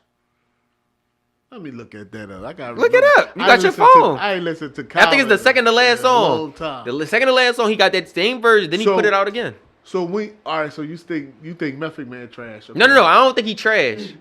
I'm not saying that. I'm not saying that. I'm not saying that. What I'm saying is Takao, that first album was not good, but he got better. That's like Busta Rhymes. Busta Rhymes was always good, but he got way better and got lyrical later. Like Busta Rhymes was hot as shit, but he was a song maker and he wasn't really that. I ain't like the first Busta Rhymes though. The leaders of the new school Busta Rhymes. You see what I'm saying? But like overall, towards the end of the '90s, he hit a fucking pocket where it couldn't. He was undeniable. When he got with Pharrell. Before he got with Pharrell. You think it was before he got? Woo-ha? Way before Pharrell. Woo-ha is before Pharrell. But even in that pocket where he on the joint with Biggie, the remix, Flavor in Your Ear remix. Yeah. That verse wasn't So it. you think Craig Mack was trash? I never listened to Craig Mack. Flavor in Your Ear, that's his song. Yeah, but I ain't never listened to him. They say he trash. Was Biggie trash? Fuck no. Okay.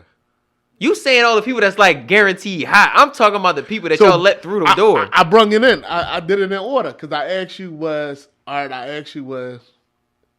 Because I know rap. Right? Like, so I'm talking about like Just Ice, all of them. I know rap. Like, all right, listen what I'm doing though. So it's all like a pattern. So I gave you Run DMC, LL Cool J. That was all in the same area. Mm-hmm. Will Smith. You think Will Smith trash?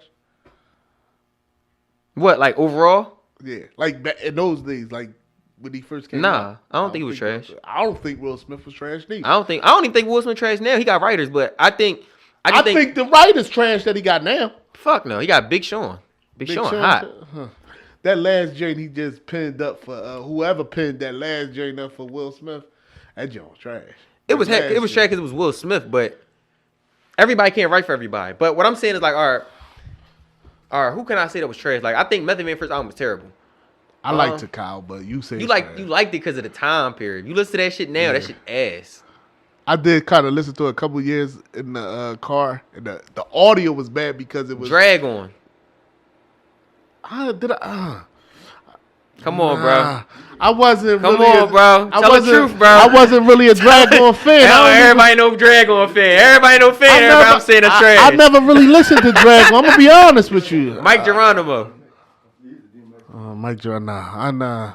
Mike Geronimo trash. Nah, I never really. Nah. He had some shit, but it's just certain rappers that just. I only heard one. I only remember one Mike Geronimo song. I don't even remember no drag on song. Oh, Drag on had some shit, but he still was overall ass though. I don't remember no drag on song for real. Yeah, if you listen to a drag on song, you gonna be listening he one of them like he was like a fucking he like a feral. He be home listening to old shit like, oh, that nigga was trash. I know. No, I do because I ain't gonna lie, I be working. Yeah. So look, it be certain albums. It's certain albums that come out, but it's certain artists that be, like people put in highlight, and I'll be like, these niggas is ass. They just got in because they was either from New York or they knew somebody or they uncle, whatever. It's a lot of people that I just feel like a cosign is help. Like that's my problem. I feel like I know I'm hotter than majority. Who from Philly that's back in the day that you think was ass? Trash. We ain't never really had nobody that was trash from the city. It's just people don't know how to make songs from the city. Okay. That's our Achilles heel, making songs. We don't know. We never had producers that helped us make songs. Nah, you're right. And that's what I think the Achilles heel of Philadelphia is. Like Meek is the only person that actually knew how to make a song from the beginning and to the end. Nobody else really knew. He was able to come around. You don't think the young guys made good songs? Chris and Eve? I think they did. Yeah, Chris and Eve made good songs, but I'm talking about. All right, I think it's different. So when I'm saying making good songs, I mean like Chris and Eve really didn't make like great street songs and songs for girls. They made good songs for girls. You feel what I'm saying? They made great songs for the street. They album cuts was ridiculous. I'm not saying that because I don't want to get this shit misconstrued. But I'm saying like, Feel It in the Air. It's a great song. Overall, it's a great song, but it ain't no hook. There's no hook on Feel It in the Air. Yeah, you're right. You can't name a Beanie Sigel song where you got a crazy hook on it.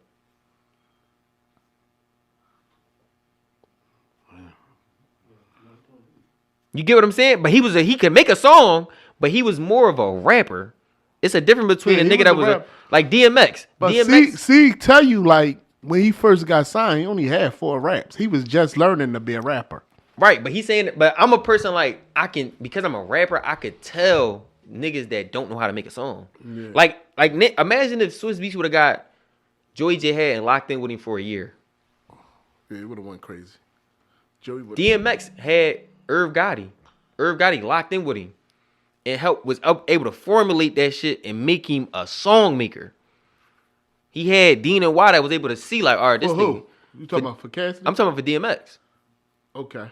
You see what I'm saying? It's certain people that like you need somebody to formulate that talent and be able to put it together. I think Jay-Z the only person that was able to formulate that shit himself. But I don't think Jay-Z ever was like a rapper though. I think Jay-Z was always a song maker. He just knew how to rap. Yeah. Cause it's song makers that don't know how to rap and the song makers that know how to rap. But I've never seen nobody that was like a hybrid like that. Like you got niggas like Tory Lanez and shit like that. I think Jay-Z tricked us though. What you mean? You know how they say Jay-Z never rap, like he never write shit down, right? Mm-hmm. I think he already had that shit moving down. Hell no. You don't think so? Hell, because Cam said the song they did together. He said he put on the beat himself. What I think what Jay was doing though, I think he was you matching. You ever rap before? Yeah. Do you know how it is that when you write a song? So listen what I'm about to say. All right, go ahead. Back in the days when I used to rap in the early 90s. Mm-hmm. So you was trash? Yeah, For real, keep it buck. yeah. Well, now if I say that shit that I was saying back then, now that shit trash. You were saying a bunch of red fish, blue fish. Yeah. Yeah, I mean, but look, when we used to write raps, we'd just write without a beat. Facts. We'd write it out. We'd just write it in the composition book and just leave it in the joint. Then later on, we'd go match the song up with the beat. I think that's what Jay used to do. Only reason I say I don't think that's true is because that shit be sounding so good, man. But look, you know how it was where you got something written and you're trying to find a beat for that to go to. It ain't no way he could write some shit in the crib or wherever he at. Jermaine Dupri said he picked him up from the airport and he was just talking to him. And everything they talked about, he wrote on a song. Not wrote on a song. He put in the song. That Money in the Thing. Yeah, I think he a good. I think he can rebuttal shit real good too. That's a part of not writing. Yeah, I think that's all. That's all not writing is. But the thing is with that. But some of them joints you could just tell like, and that what's that documentary when he put that joint together with the I think it was the Timberland joint. Oh yeah, when he do Dirt on My Shoulders and all that. Yeah. You see how he just did that? Like that song was too good for him to do that shit. Like, yeah, you might be hating on him, bro. No, you might be hating on him, bro. Jay, my favorite rapper. I just think Jay was just one of the people that just too. It's certain people that just they naturally talented with this shit. Like Jay, my favorite rapper. I'm not hating on Jay. I think he just the best ever. I think Jay-Z the best rapper ever. I don't think he better than Wayne though. That's what I'm saying. See, that's what I'm talking about. See, I'm a different generation, though. I'm a different generation. This is what I'm talking about. Wayne. What's the corniest Jay-Z album? I want to see if you're really a Jay-Z fan. American Gangster. American Gangster. Kingdom Come, not his worst album? Kingdom Come too. That's trash. But it's still good. He still got good drinks on there. Kingdom Come is his worst album. American Gangster is fucking, you crazy. I'm not cursing at you, but I'm saying, like, that's wild. Yeah. You maybe use profanity. God damn. I don't like them two. Them two I really don't American like. Gangster. What's your favorite one? Life and Times Part 2. Was that Part 1 with Too Short? You must love me. Oh damn, what's that song? He talk about his brother. He talking about stabbing his brother. Was that too? Whichever one that was, that's the one I love. I love that album. Yeah, that's front to back. Yeah, I think that's ridiculous. Too. That's the one that didn't. Remember, he brung out like Volume 3 before Volume. No, he brung out Volume 2 before Volume 1 or something like that. One of them albums. I was a kid. I don't know. So he brung out the joint that he brung out with. I just love rap. I ain't gonna lie. I just love that shit. The joint he brung out when the first joint Beanie Siegel was on. You think Redman was hot? Yeah, I think Redman nice. What's the best Redman album? I never heard none of his albums. So how he hot? I think he a nice rapper. I think he good. You can't say somebody hot and you ain't listening to I ain't listening. Yes, you could. You could just hear you can hear Red. I think he a hot rapper. I ain't say he a hot artist. I separate. That's how you shimmy out some shit. No, that was a shimmy. I separate rappers from artists. Okay, I can do that. Okay. So you think Eminem a hot rapper? I think he a good rapper. I don't think he a hot rapper. I think he a good rapper. Yeah. And I never heard really know. I heard his albums. I did. But I can't. See, I like Royce better. I respect Eminem, but I like Royce the 5'9" better. All right, so Renegade with Jay-Z and Eminem. That's an Eminem song, though. You think Jay-Z got over on Eminem on that song? No, I think it was a tie, but I think that's a Eminem song. I think Jay-Z was better than Eminem on that joint. I wouldn't say that, but I think. Well, I don't know what Eminem was talking about. Jay-Z was talking that shit. No, he was talking some shit on Renegade. But I'm just saying, like, all right, for example, it's like if I create a song and I put you as a feature and I'm the hook, I rap first and I rap last. Yeah. And you rap one verse. It's kind of hard to say I didn't bomb you. No matter if I bombed you or not. Yeah, it was his song. You could tell it was That's his what song. I'm saying. I just think Jay-Z just put that on there because it was Eminem. Yeah. But at the end of the day, that was a great song. Yeah, it was a real good song. That's a great song, but real good song. I don't think Jay-Z got bombed. To be honest, I think Takeover better than Ether.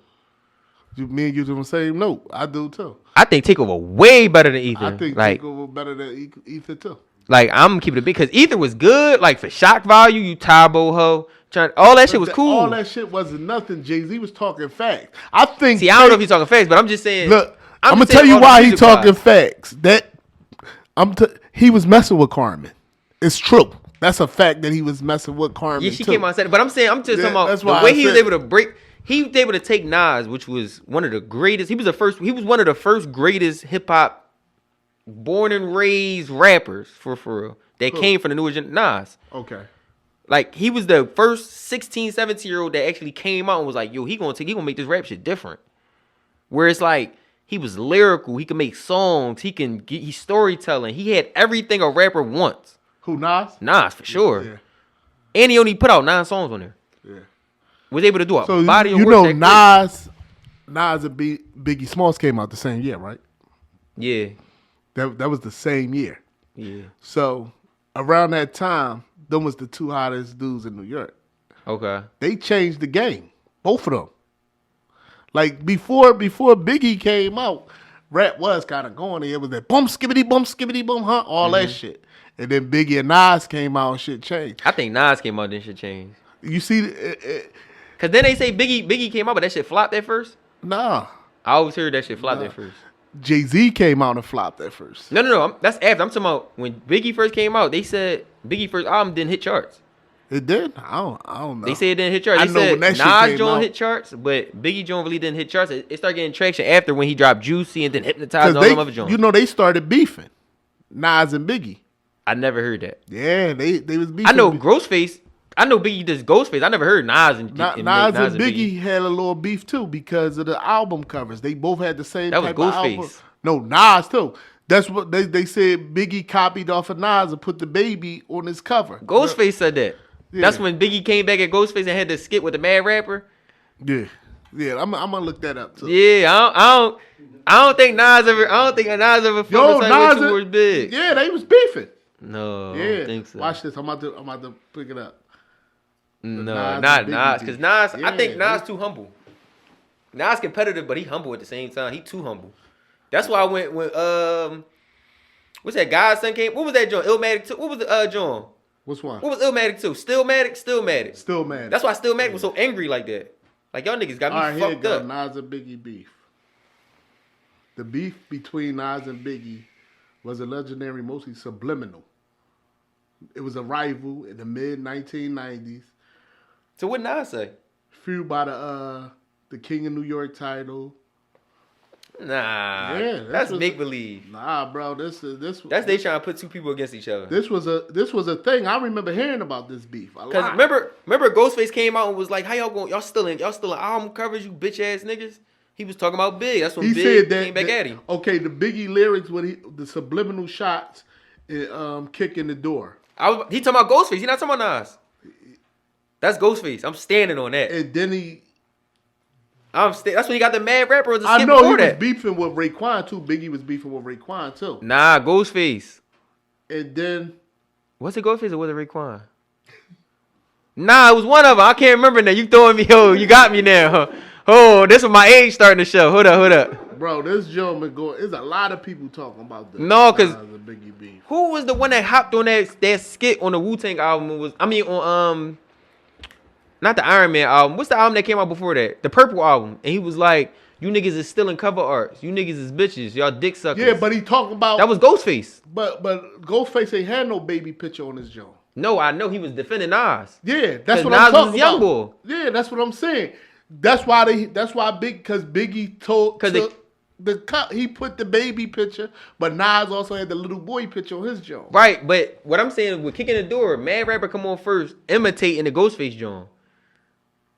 He said, "Yeah, man." I gotta listen to all that shit. Yeah, see- when I go home today, I'm definitely No, for listening. sure. I gotta Start with remember Unseen that. Potential, then you Yeah. go to everybody else. All right, we gonna wrap this joint up. If you got something to say, like right now, tell anybody. Just they listen to the music, man. Travel the journey with me. Like I'm growing musically. I'm growing mentally. I'm growing physically. So I just would tell everybody, it took scars to be stamped, man. And every scar that I have is a testament to how much growth I have. You feel what I'm saying? So I'm not ashamed of nothing. I stand as a man. You feel what I'm saying? And I ask the Lord for forgiveness for everything I do wrong. But just take this journey with me. Subscribe, follow me, whatever. DM me, tell me your critiques of the album. Even if it's some certain songs you feel like shouldn't be on there, tell me, and you feel what I'm saying? I take everything in. That's why I even tell y'all, like, listen to the album, tell me what y'all think. Yeah. Because if y'all tell me what y'all think, I can have people that rap before, and y'all done seen talent. Yeah. Y'all done seen it from head, y'all done seen it from the DVDs, y'all done seen it from every point. So I want to know how I look in y'all eyes, because y'all are the media for one, but y'all have the heart of this shit. Right. Y'all know the heart of this shit. Yep. So where they can find Unseen Potential at now? Where they can... All platforms, Unseen Potential on everything. We doing more visuals this week. Me and CEO Nafis with the link up today. Honestly, we putting more visuals together. Unseen Potential, the video's still out. Please support that. Support Taylor Pace. She dropped the poem for that song. I'm being creative as much as I possibly can. I'm showing y'all different. I'm not like talent outweighs all gimmicks, bro. Right. That's how I look at it. So Unseen Potential on everything. Nir Costello, NIR space COSTELLO on everything. And I respond to everything. All right. Now, this been a good job, man. This was a dope interview. I like it a lot. And I appreciate that. I appreciate the opportunity, man. I appreciate y'all for real. Even y'all still doing this, because I know this shit ain't the easiest. Yeah. Getting out your bed on a rainy day, coming down here, I appreciate that shit for real. Right. I had to get here this time, because the last time I kind of like forgot. Yeah. You know what I mean? On some old man shit, man. All right, y'all. Nir Costello, check him out. Unseen Potential.